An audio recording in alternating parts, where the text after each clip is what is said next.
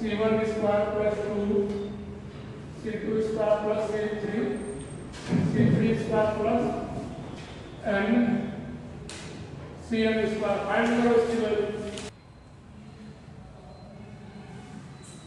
कब c1 square c2 square plus c3 square तो cn square की वैल्यू फाइंड करने को बताया गया था। कैसे? एक बार 1 प्लस x का एक्सपेंशन, एक बार 1 प्लस 1 अपॉन x की पावर n का एक्सपेंशन। अब यहाँ पर देखो, अब इसके साथ कोफिशिएंट भी है, ठीक है। तो कोफिशिएंट वाले क्वेश्चन के लिए अब सेम तरीके से सॉल्यूशन 1 प्लस x की पावर n, अगर इसका एक्सपेंशन लिखोगे तो nc0 plus nc1x plus nc2x square plus nc3x cube up to ncn x की पावर n, ठीक है। अपने को 1 2 3 चाहिए। जब 1 2 3 चाहिए होता तो क्या लेते थे? डिफरेंशिएशन। तो एक बार इसको डिफरेंशिएट कर दो। Differentiate with respect to x, यहाँ क्या आ जाएगा? n 1 प्लस x की पावर n माइनस 1 और nc0 का डिफरेंशिएशन 0, क्योंकि वो एक कांस्टेंट है, ठीक है। और यहाँ क्या आ जाएगा? nc1 plus 2 nc2x 2 nc2x plus इसको डिफरेंशिएट करोगे nc3x स्क्वायर प्लस इसको डिफरेंशिएट करोगे ncnx की पावर n माइनस 1। समझ में आया क्या? अब c1 c2 का स्क्वायर बनाने के लिए एक बार x को 1 अपॉन x से रिप्लेस करते हैं। x को 1 अपॉन x से रिप्लेस करेंगे तो x प्लस 1 अपॉन x की पावर n, सॉरी 1 प्लस, तो इसका क्या आ जाएगा? nc0, ठीक है, plus nc1 1 upon x plus nc2 1 upon x square plus nc3 1 upon x cube plus ncn 1 upon x की पावर n, ठीक है। अब इन दोनों को मल्टीप्लाई करना है, इन दोनों को, इसको और इसको, ठीक है। तो जब 1 and 2 को मल्टीप्लाई करोगे तो यहाँ पर देखो अपने को क्या चाहिए? c1 का स्क्वायर, तो c1 का स्क्वायर कब मिलेगा? जब इसका इसमें मल्टीप्लाई होगा, ठीक है। फिर 2c2 स्क्वायर चाहिए, तो 2c2 स्क्वायर कब मिलेगा? जब इन दोनों का मल्टीप्लाई होगा, ठीक है। तो x की पावर यहाँ पे क्या आ रही है? जब इन दोनों का मल्टीप्लाई हो रहा है 1 अपॉन x वाली टर्म आ रही है। जब इन दोनों का मल्टीप्लाई होगा किसी x से एक x कैंसिल होगा, यहाँ भी 1 अपॉन x वाली टर्म आएगी। इन दोनों का मल्टीप्लाई होगा तो यहाँ भी x स्क्वायर से x क्यूब का पावर कैंसिल होगा तो 1 अपॉन x वाला। समझ में आ रहा है ना? यानी कि इस मल्टीप्लाई में x की, अब 1 अपॉन x का क्या मतलब है? x की पावर माइनस 1, ठीक है।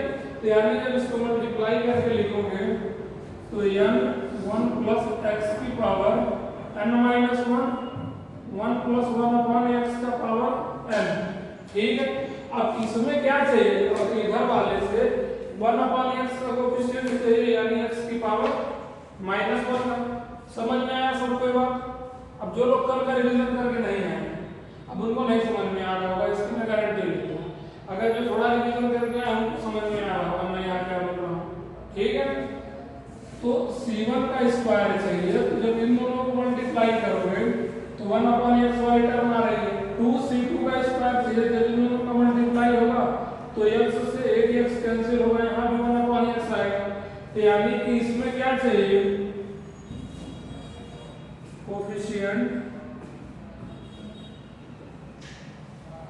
कोफिशिएंट ऑफ x की पावर माइनस 1 या फिर 1 अपॉन x। समझ में आ रहा है ना? अब इसको सिंपलीफाई करोगे तो n 1 प्लस x की power n minus 1 x plus 1 का पावर n अपॉन x की पावर n, ठीक है। अब अगर इन दोनों ऊपर वाला बेस सेम है तो पावर ऐड हो जाएगा, तो n 1 प्लस x का पावर n प्लस ये 2n minus 1 2n minus 1 upon x का पावर n। ठीक है, अब इसका कोएफिशिएंट कितना चाहिए? -1 का x की पावर, यानी कि यहाँ पर तुम लिखना चाहो कोएफिशिएंट ऑफ x की पावर माइनस, जब पूरे में x की पावर -1 चाहिए, ऊपर वाले में किसका कोएफिशिएंट चाहिए? यानी कि coefficient of something in n 1 plus x की पावर 2n माइनस 1। मान लो ऊपर कितना है? 3x की पावर -1 आ जाए। ऊपर अगर n माइनस 1 आ जाए, समझ में आ रहा? यहाँ पे जो ऊपर है, अगर इसका x की पावर n माइनस 1 कोएफिशिएंट ले, नीचे n कोएफिशिएंट ले, तो कैंसिल होकर ऊपर -1 आएगा ना, तो वही अपने को लाना है। तो यानी कोएफिशिएंट ऑफ x की पावर n माइनस 1 इन इतना, समझ में आया? अब इसको ओपन कर लोगे तो n 2n minus 1 c n minus 1 x की पावर n माइनस 1, समझ में आया? यानी कि यही वैल्यू चाहिए थी अपने को। ठीक है, उसी का कोएफिशिएंट है। अब इसको ओपन करो, n 2n माइनस 1 का फैक्टोरियल अपॉन n माइनस 1 का फैक्टोरियल, और अगर इसमें से इसको सबट्रैक्ट करोगे तो क्या आ जाएगा? 2n माइनस n का फैक्टोरियल आ जाएगा। ठीक है, थोड़ा सा और सिंपलीफाई करना चाहो तो n is to 2n minus 1 का फैक्टोरियल अपॉन n माइनस 1 का फैक्टोरियल, और n है तो इसको लिख सकते हो ना n इंटू n माइनस 1 का फैक्टोरियल। इस n से यह कैंसिल, यानी कि 2n माइनस 1 का फैक्टोरियल अपॉन n माइनस 1 के फैक्टोरियल का स्क्वायर। समझ में आया? नोट डाउन करो, चलो ट्राई करना। ठीक है, टीआर से ट्राई करना, बाद में देख लेंगे, डिस्कस कर लेंगे। अगर नहीं हुआ तो पहले तुम लोग ट्राई करो। M C R plus M C R minus 1 is equal to M plus 1 C R. Prove कर सकते हो तुम लोग खुद से। ठीक है, कोई दिक्कत नहीं है। प्रूव करना चाहो तो कर लेना, इसको ओपन करके आ जाएगा। सिग्मा k बराबर 0 टू 6 51 माइनस k c3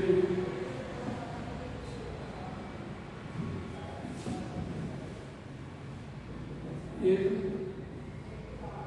equal to NCR plus NCR minus 1 की वैल्यू n प्लस 1 CR। ठीक है, अब अगर इसकी वैल्यू फाइंड करनी है तुमको, तो k की वैल्यू 0 रखोगे तो क्या हो जाएगा? 51 C3 प्लस k की वैल्यू 1 रखोगे तो 50 C3 plus 49 C3 plus 48 C3 plus 47 C3। कहाँ पे जाएगा?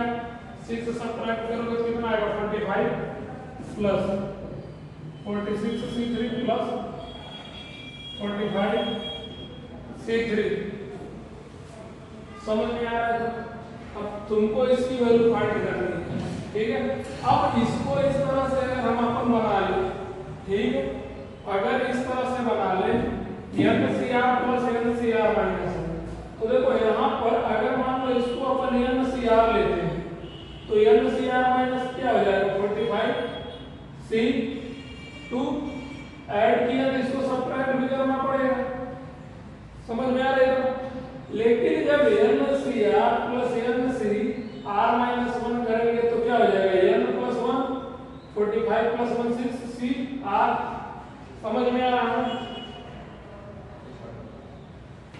अगर यहाँ तक तो समझ में आया, k की वैल्यू रख के निकल जाएगा।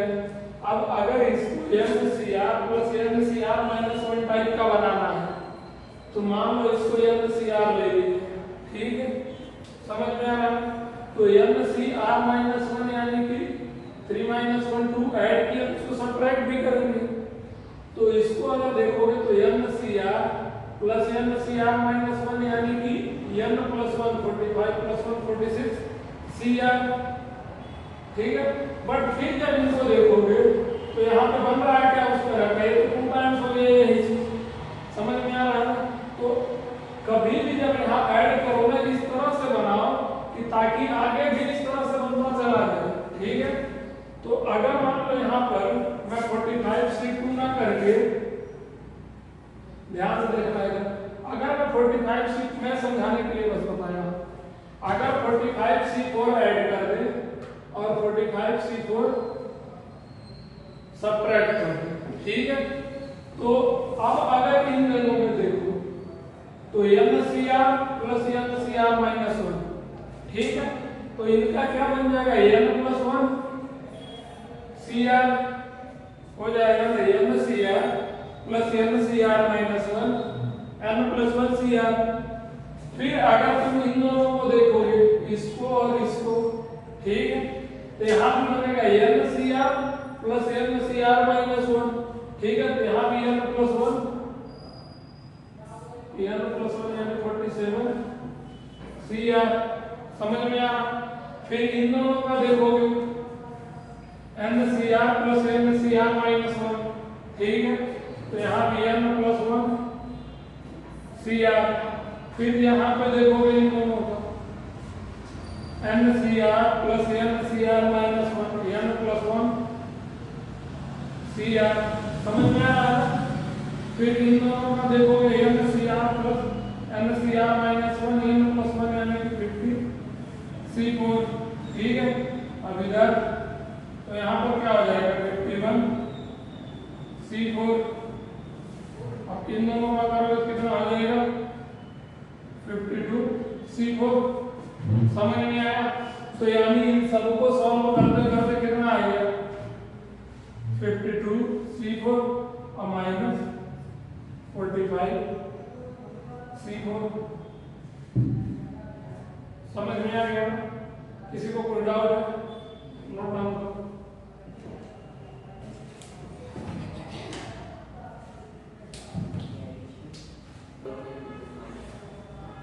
किसको 52 सी 4 क्यों लिखा यहाँ वाला। अब यहाँ से देखो, यहाँ से हमने सॉल्व करना स्टार्ट किया, तो यहाँ तक आने पे टोटल 52 सी 4 आ रहा है। तो इस टोटल की वैल्यू यहाँ से यहाँ तक 52 सी 4 हो गई, माइनस 45 सी 4 ऐड सब्ट्रैक्ट भी तो किए थे 45 C 4। If 40 C 0 plus 41 C 1 plus 42 C 2 plus 60 C 20 is equal to m of r n 60 C 20, ठीक है। where m and n are co-prime, find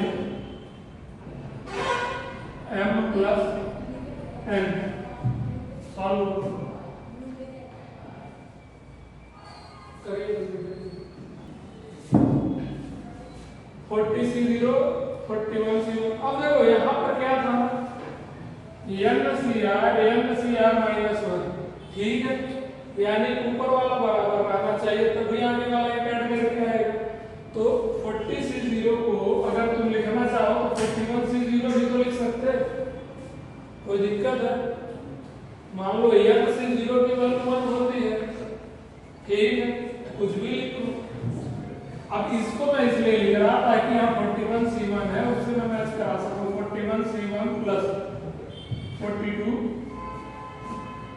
C 2 plus 43 C 3 up to 60 C 20, ठीक है।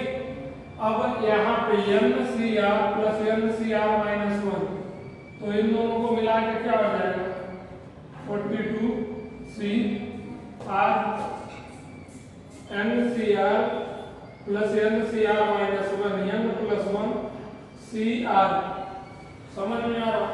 अब इन दोनों को मिलाओ तो क्या हो जाएगा 40 3 C2। समझ में आ रहा है? अब इसी तरह से आगे बढ़ते चले जाओगे, यहाँ पर लास्ट में क्या आएगा जब इसको मिलाओगे तो बताओ, बोलो। 61 C 20।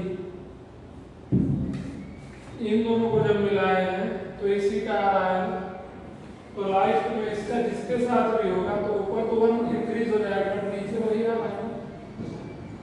समझ में आया? तो यानी कि 61 C20 की वैल्यू m/n 60 C20 है। आगे सॉल्व होंगे m और n की वैल्यू निकल जाएगी। अगर इसको सॉल्व करें तो 61 factorial upon 20 factorial into 41 factorial, ठीक है। इधर m/n 60 factorial upon 20 factorial into 40 factorial, तो इधर से क्या आ जाएगा 60 फैक्टोरियल यानी कि 61 इंटू 60 फैक्टोरियल। 20 फैक्टोरियल तो खत्म करो इसे, ठीक है। नीचे 41 into 40 factorial is equal to m/n 60 factorial upon 40 factorial. 40 से 40, 60 से 60 कैंसिल, यानी कि m/n is equal to 61 upon 41। तो दोनों को प्राइम में कुछ कॉमन फैक्टर है, दोनों में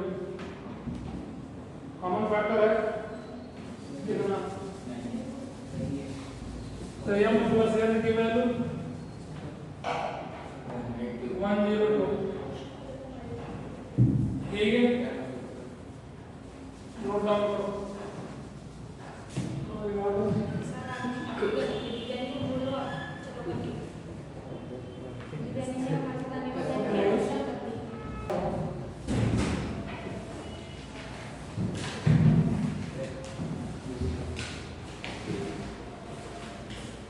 डिफरेंशिएट करके करना था ना, एक बार डिफरेंशिएट करने के बाद फिर मल्टीप्लाई करके फिर डिफरेंशिएट करना था।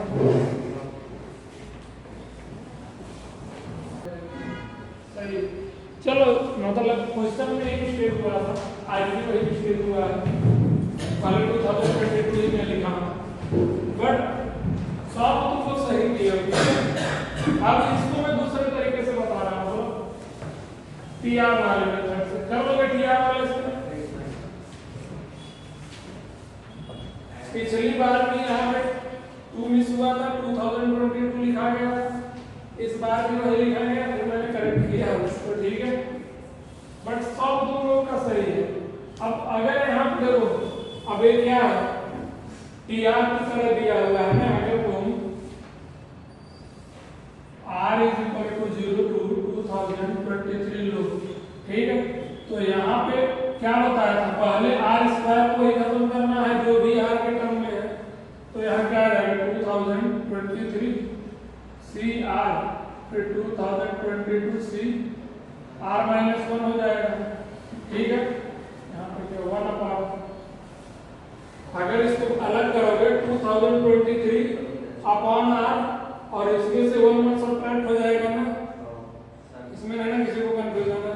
अब इस एक r से यह एक r कैंसिल, 2023 कांस्टेंट है तो इसको बाहर ले लो, 2023 sigma r is equal to 0 to 2023, ठीक है।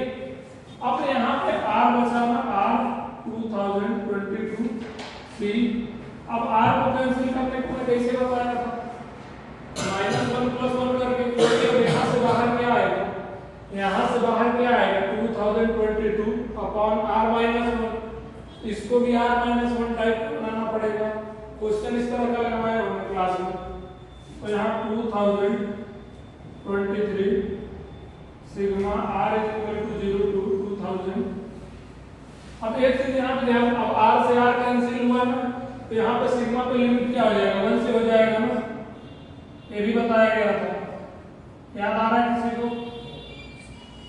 ठीक है 2020। अब इसको r को क्या लिख सकते तुम लोग, r माइनस 1 प्लस 1, ठीक है, और इसको 2022 सी r माइनस 1, अब अंदर मल्टीप्लाई करो 2023 sigma r is equal to 1 to 2023।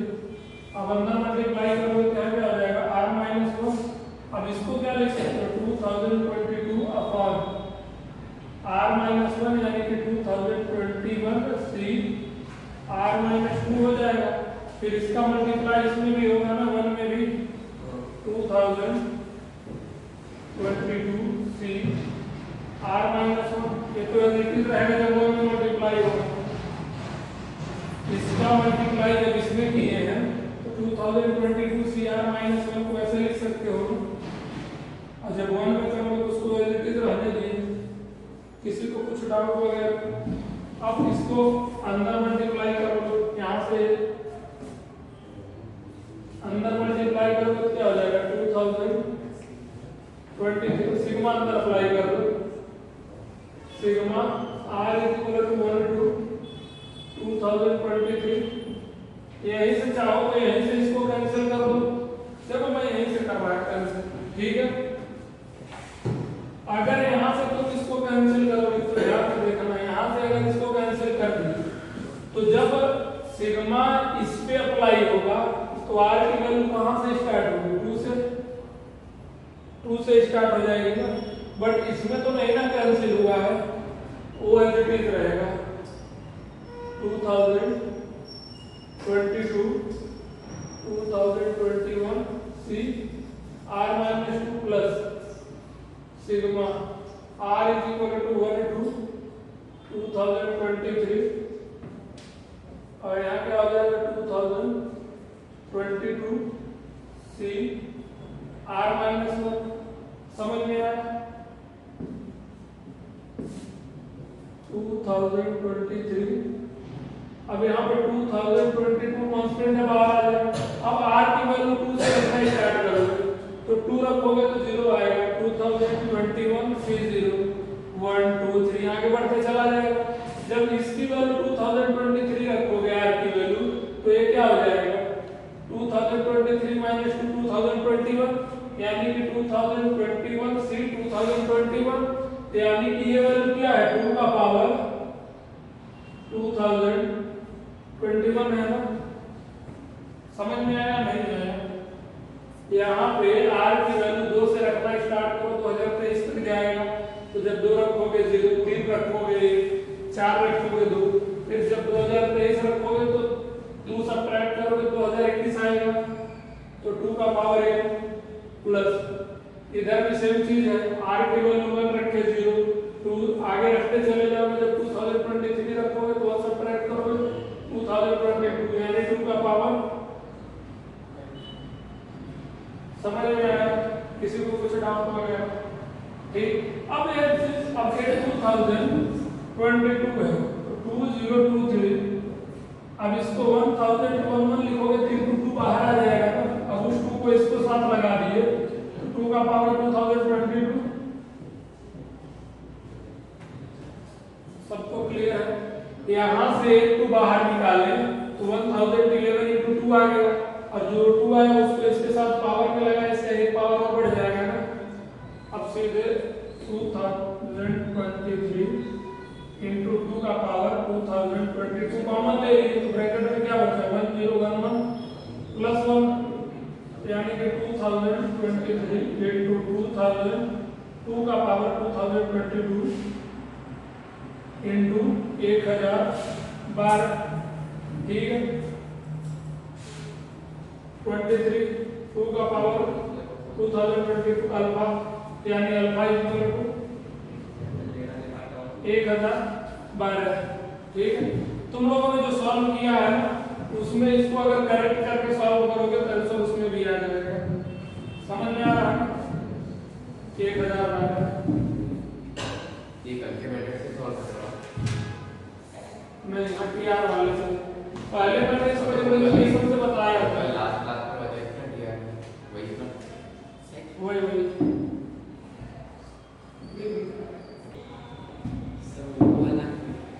ये वाला क्या है? ये r equals to 1 उधर r minus 1 वो नहीं इमिशन के नीचे r minus r equals to 1 उधर वो 2022 c r minus 1 हुआ तो वहाँ पे तो यही है ना, ब्रैकेट के ऊपर सिग्मा लगा था ना, तो सिग्मा को जब अंदर लगाएगा तो सिग्मा यहाँ पर आ गया और इस पे अप्लाई हो गया। 2022 कहाँ से आया? गया कहाँ? अबे कॉमन निकल गया दोनों में से, इसमें से भी कॉमन निकला, इसमें से कॉमन निकला तो 1011 बचा, इसमें से निकला तो 1 बचा। थोड़ा पीछे का रिवीजन वगैरह करके रखा है। if 1 upon n NCl plus 1 upon n NCl minus 1 plus 1 upon 2 NC1 plus NC0 is equal to 1023 upon 10. Find n की वैल्यू फाइंड करो।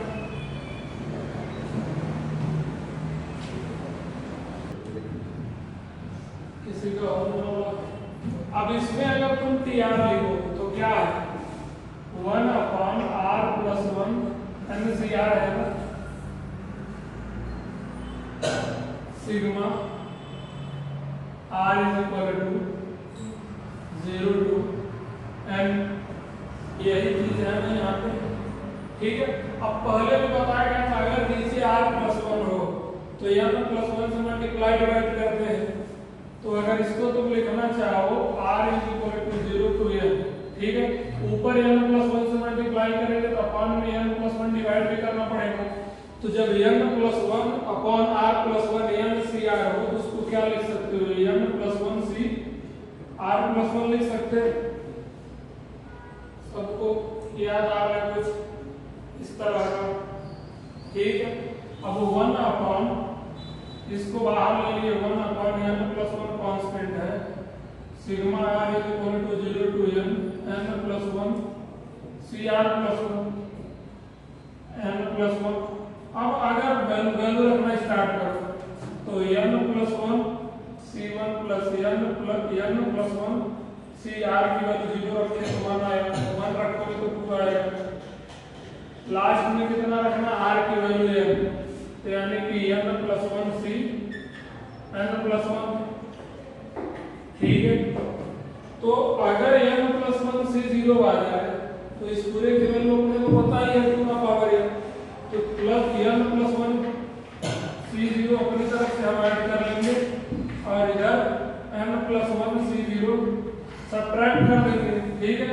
तो उसके बाद यहाँ जो बीच में बना, अरे कौन बजा बीच में जो बना तो क्या होगा? 2 का पावर n प्लस 1, ठीक है। तो 1 अपॉन n प्लस 1 2 का power n plus 1 minus 1, n plus 1 c 0 की वैल्यू है, ठीक है। तो अब यहाँ पर 1 या फिर 2 का power n plus 1 minus 1 upon, अब इसकी वैल्यू इतनी दी, तो यानी n प्लस 1 की वैल्यू 10 दिया हुआ है, तो n plus 1 is equal to 10, यानी n की वैल्यू 9, ऊपर भी 9 रख के चेक कर लो, अगर ऊपर 9 रखोगे तो क्या हो जाएगा? 2 की पावर 9 10 माइनस 1, तो ये 1024 माइनस 1 इज इक्वल टू 1023, ऊपर वाला भी आ रहा है नीचे वाला भी आ रहा है, यानी n is equal to 9। Note down करो, चलो मैं ध्यान से देखो, अरे बात से समझ करो, अगर नहीं समझ में आएगा तो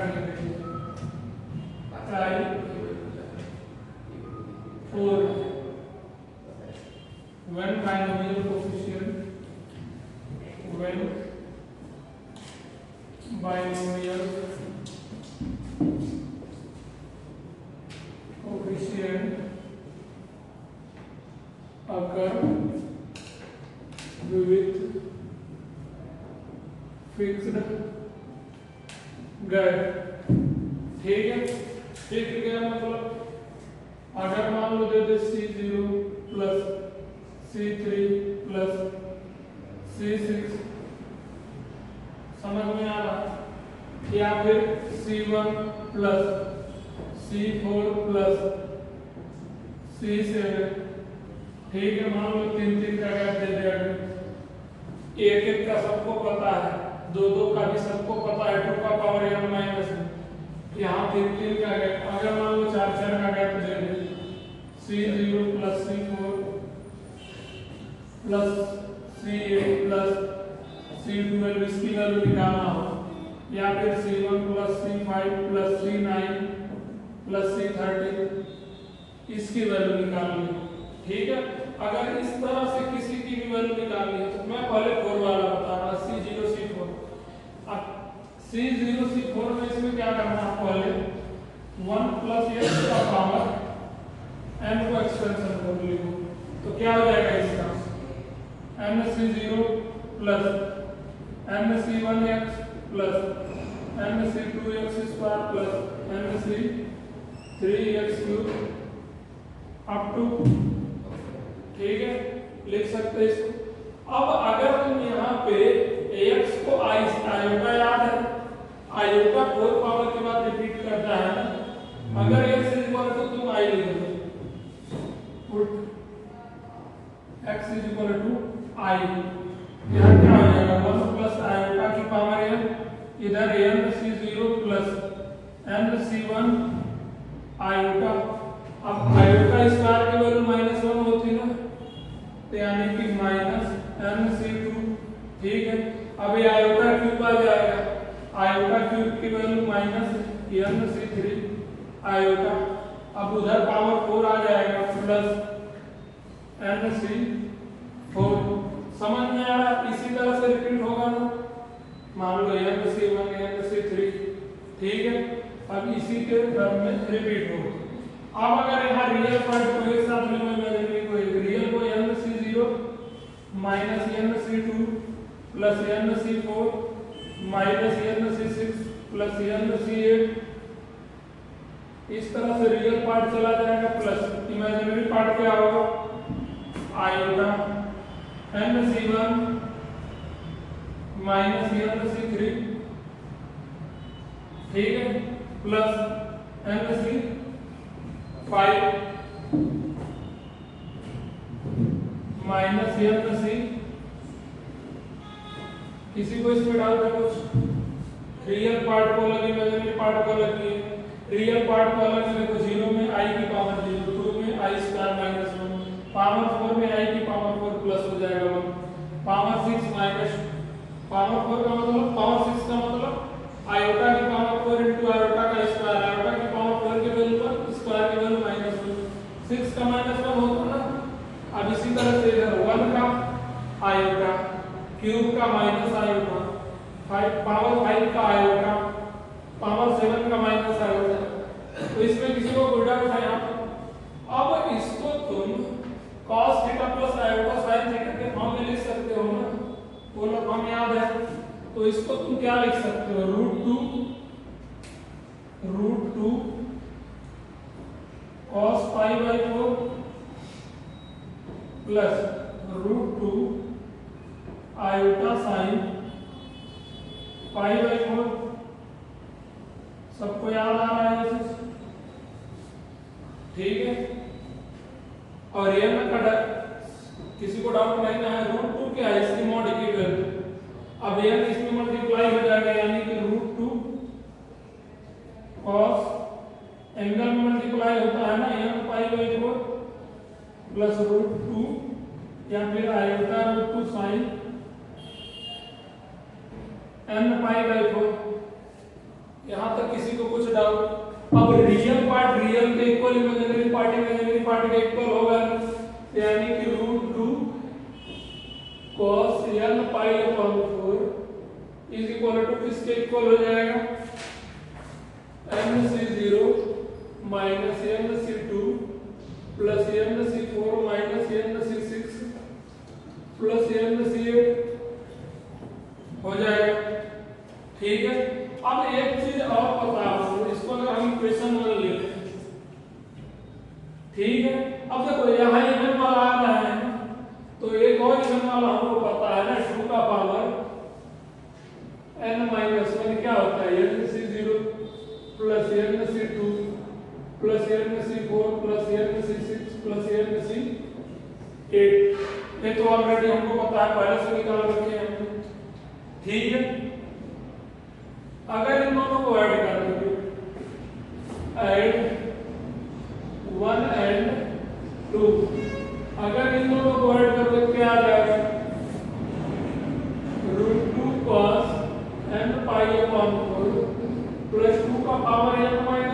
अब इधर ऐड करोगे तो 2 टाइम्स MC0, अब ये तो कैंसिल हो जाएगा, प्लस MC4 प्लस MC8, समझ में आ रहा है। तो 4 का क्या पावर आ गया है, C0 C4 C8। अब इसको अगर तुम थोड़ा अलग तरीके से लिखना चाहो तो C0 plus C4 plus C8 plus करके, ठीक है, इज इक्वल टू, अब 2 को उधर डिवाइड करोगे, √2 cos n pi by 4 plus 2 का पावर n-1 अपॉन 2। समझ में आया सबको?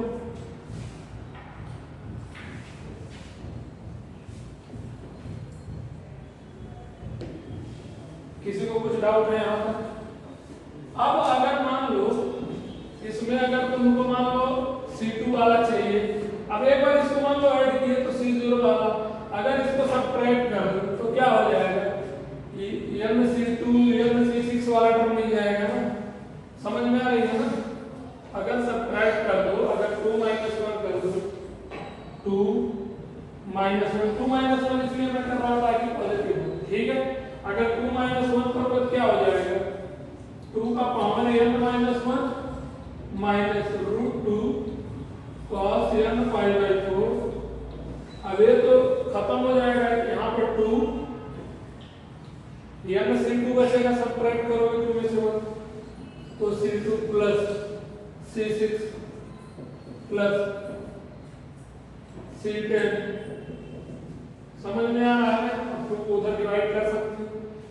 इतना क्लियर है? किसी को कुछ डाउट? अब इसी तरीके से इमेजिनरी पार्ट को भी कंपेयर कर लोगे। ठीक है, इमेजिनरी पार्ट को भी कंपेयर करोगे तो क्या आ जाएगा, √2 sin n pi upon 4 is equal to, मैं इसे लिख रहा C1 minus C3 plus C5 minus C7। ठीक है, और ऑड वाले में भी यही फॉर्मूला है, 2 का पावर n-1 वाला, यानी कि 2 का power n-1 is equal to C1 plus C3 plus C5 plus C7। ठीक है, अगर इसको इक्वेशन तुम 3 मान लिए, इसको 4 मान लिए, ठीक है, तो एक बार डिवाइड करोगे तो क्या हो जाएगा, 2 times C1 C5 C1 C5। समझ में आ रहा है ना?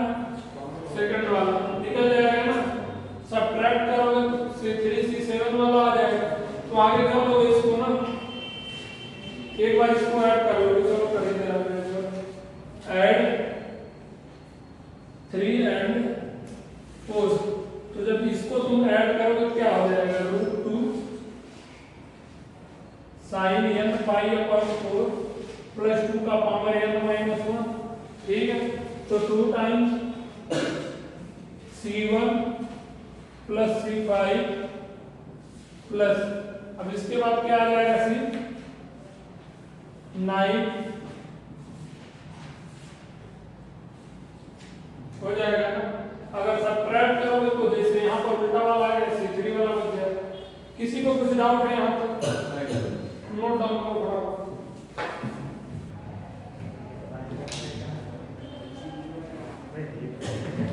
देखो, अरे रटने का ट्राई मत करना, जब 4 का गैप हो तो बस इतना याद रखना, x को आयोटा से रिप्लेस करते हैं, फिर रियल पार्ट इमेजिनरी पार्ट अलग अलग करके कंपेयर कर देते हैं, ठीक है। और एक इसको याद रखना 2 की power n minus 1 even term और ऑड टर्म वाला, फिर ऐड या सब्ट्रैक्ट करके जो भी निकालना हो निकाल लेना, ठीक है। क्लीन करूँ मैं इसको, चलो देखो एक बार। अब देखो 4 का गैप हो तो आयोटा अपन ले लिए, अगर 3 का गैप हो तो क्यूब ऑफ यूनिटी होता है 1 ओमेगा ओमेगा स्क्वायर, ठीक है। तो यहाँ पर 1 प्लस x का अगर एक्सपेंशन लिखे, ठीक है, तो इसका एक्सपेंशन क्या आ जाएगा, c0 plus c1x plus c2x square plus c3x cube up to last में छोड़िए cnx की पावर n, ठीक है। अब इसमें एक बार x इक्वल टू 1 पुट कर दो, ठीक है। तो यहाँ क्या हो जाएगा 2 का पावर n, ठीक है। तो क्या हो जाएगा c0 plus c1 plus c2 plus c3। अब एक बार x equal to omega put कर दो, ठीक है। यानी कि 1 प्लस ओमेगा की power n, c0 plus c1 omega plus c2 omega square plus c3 omega cube हो जाएगा ना। और इसके आगे अगर एक बार x equal to omega square put करो, तो यानी 1 प्लस ओमेगा स्क्वायर की पावर n, तो c0 plus c1 omega square हो जाएगा x की जगह पे। अब यहाँ x स्क्वायर है तो ओमेगा की पावर 4 हो जाएगा ना, तो ओमेगा की पावर 4 यानी कि c2 ओमेगा ओमेगा की power 4 cube plus 1 plus c3 omega की पावर 6। आगे बढ़ते चले जाएंगे, समझ में आया। 3 इक्वेशन बन गए, मान लो 1 2 3, ठीक। अब तुम तीनों को ऐड कर दो, ठीक है। अगर तुम ऐड कर दिए तीनों को तो क्या मिलने वाला है, ऐड तीनों को ऐड किया क्या 2 का power n plus 1 plus omega की power n plus 1 plus omega square की पावर n। अब देखो c0 c0 c0 3 times c0 आ जाएगा। अब एक ध्यान से देखो c1 ओमेगा स्क्वायर, तो अगर इन तीनों में से c1 कॉमन ले लिए तो 1 प्लस ओमेगा स्क्वायर बचेगा, 1 प्लस ओमेगा स्क्वायर की वैल्यू 0, तो यहाँ 0 आ जाएगी। c2 में भी ध्यान से देखो, c2 अगर कॉमन ले लिए तो क्या बचेगा 1 ओमेगा स्क्वायर भी 0, और c3 में ओमेगा क्यूब की वैल्यू है, ओमेगा के पास 6 की वैल्यू है, तो 3 टाइम्स c3 बचेगा plus c3 plus c6 plus c9। समझ में आ रहा है कि नहीं? इसमें किसी को कुछ डाउट है? अब एक चीज और ध्यान दो, यही निकालना था ना c0 c3 c6 c9। 1 omega square, एक बार इसको देख लो क्या है 1 प्लस ओमेगा, तो 1 प्लस ओमेगा यानी कि क्या ओमेगा की वैल्यू कितनी होती है -1 प्लस आयोटा √3/2, ठीक है। अगर इसको सिंपलीफाई करोगे 2 1 जा 2 -1 प्लस आयोटा √3/2, ठीक है। तो 2 में से 1 प्लस आयोटा √3/2 आएगा ना, समझ में आ रहा है। अब 1 प्लस ओमेगा स्क्वायर निकालोगे, 1 प्लस ओमेगा स्क्वायर, ठीक है। अब 1 प्लस ओमेगा स्क्वायर की value 1 plus omega square -1 minus iota √3/2 होता है। ओमेगा स्क्वायर की वैल्यू पता है सबको। अब यहाँ फिर से एलसीएम लोगे तो 2 1 जा 2 -1 माइनस आयोटा √3/2 यानी कि 2 - 1 1 माइनस आयोटा √3/2, तो यानी कि इसका कॉन्जुगेट है ना ये, समझ में आ रहा है। जो चीज इधर लिखा है उसी का ये कॉन्जुगेट है, यानी कि 1 प्लस ओमेगा का कॉन्जुगेट है 1 प्लस ओमेगा स्क्वायर, तो यानी कि अगर यह z है तो यह क्या है, z का कंजुगेट है। समझ में आया?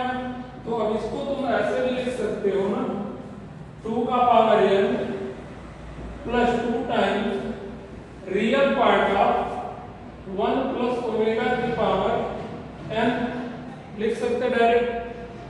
z plus z conjugate 2 times real part of z होता है ना, ठीक है, is equal to 3 c0 plus c3 plus c6 plus c9, ठीक है। यहाँ पर किसी को कुछ डाउट है? अब 1 प्लस ओमेगा की वैल्यू कितनी आई है, 1 प्लस आयोटा रूट 3/2। तो अगर इसको अपन कैलकुलेट कर रहे हैं, अभी इतने को कैलकुलेट कर रहा है, ठीक है, तो 1 प्लस ओमेगा की पावर n, इसकी वैल्यू 1 प्लस आयोटा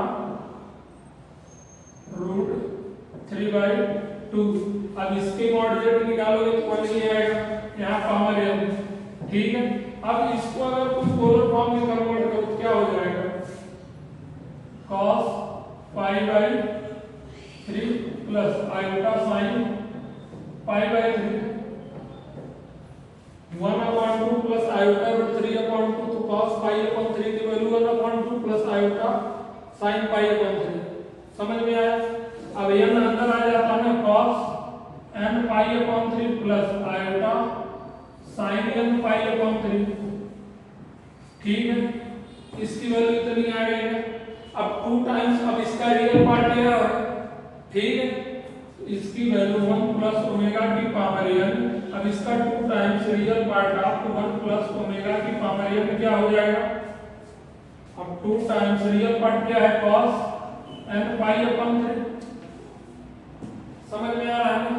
तो यानी अब इसकी वैल्यू को हम यहाँ लिख सकते हैं, वहां पर क्या हो जाएगा, इसकी अगर यहाँ लिखें तो 2 का पावर n और इसकी जगह पे plus 2 cos n π/3 is equal to 3 c0 plus c3 plus c6, ठीक है। अब 3 से इधर डिवाइड किए तो c0 plus c3 plus c6 plus c9 is equal to 2 का power n plus 2 cos n π/3 upon 3।